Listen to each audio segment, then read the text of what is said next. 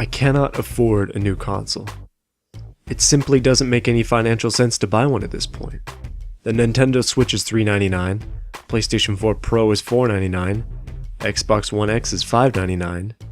Now that is a significant investment right out of the gate, but it isn't enough. The only reason to consider one platform over the other is exclusives, and they're $80 each.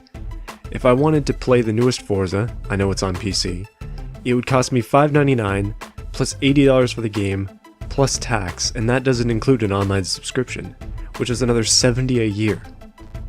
That is outrageously expensive. Now this situation applies to me, it might not apply to you, but I cannot justify spending that kind of money on a device limited to gaming. Now let me make myself clear, this is not some elitist PC master race fueled rage that I'm channeling right now. I have enjoyed consoles for a long time and happen to own a lot of them. Note, however, that they are older generations. I do not hate consoles, in fact I want to own them. All three of the newest generations have their benefits. It's just not feasible for me because Steam exists. Let's put things into perspective. In order for me to say that these prices are expensive, I need something to compare them to. My main gaming platform is PC, and I mostly use Steam when looking to purchase or play games. I currently have 390 games on Steam, 19 games on Origin, 13 games on Uplay, and 3 games on GOG. SteamDB.info estimates that my library, if purchased at full current price, would cost $6,101.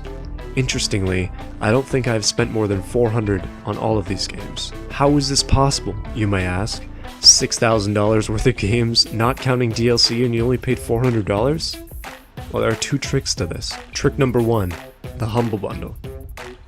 For those of you who don't know, it's an online store that sells games and bundles while donating a portion of the proceeds to charity. They have game bundles, book bundles, software bundles, app bundles, bundles for $12 a month, a store, they publish games, they give games away for free, they have significant sales. This is where I buy most of my games. I have been totally spoiled by this service. Trick number 2, Steam has great sales. It might be a meme now, but Steam really does have some great sales. Whether it's a holiday or publisher week, there are always some deals to be found on the platform. The Valve Complete Pack also exists. You can get literally every Valve game for like $25. I haven't bought as many games through this method as the Humble Bundle, but I can count on one hand the amount of games that I've paid full price for.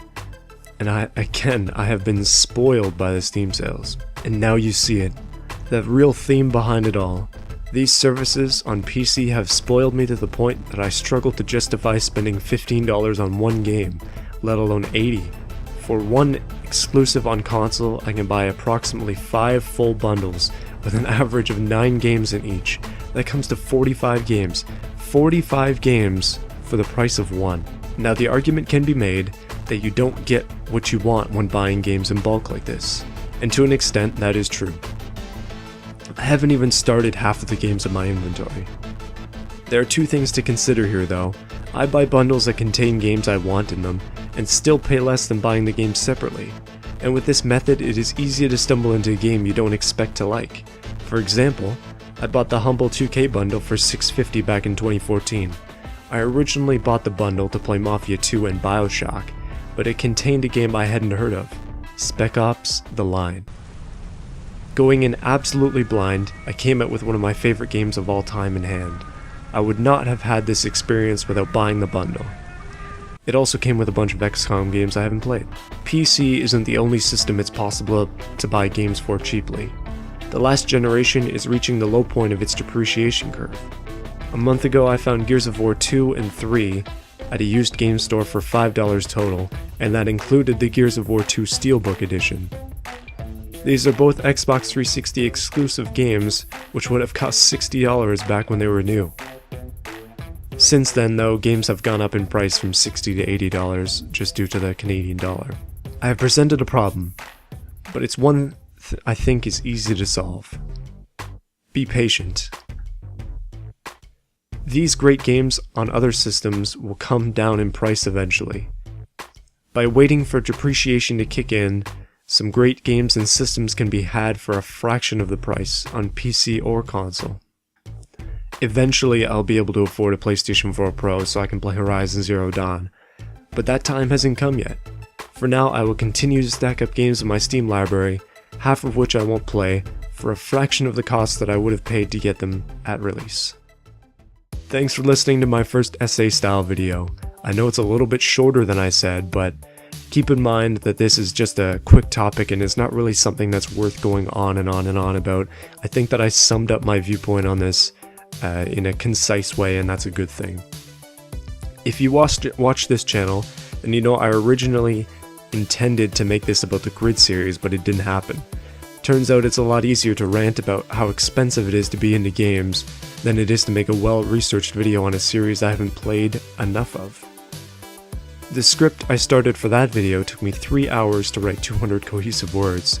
This took me 3 hours to finish, and it's over 1100 words. Anyways, let me know what you think. Comment, like or dislike, subscribe for more videos like this, and keep in mind that I'm hoping to do more things like this in the future, but it is a significant undertaking. I just feel that the more of them that I do, the better I'll get, so I'm starting early. And yeah, I think that's it.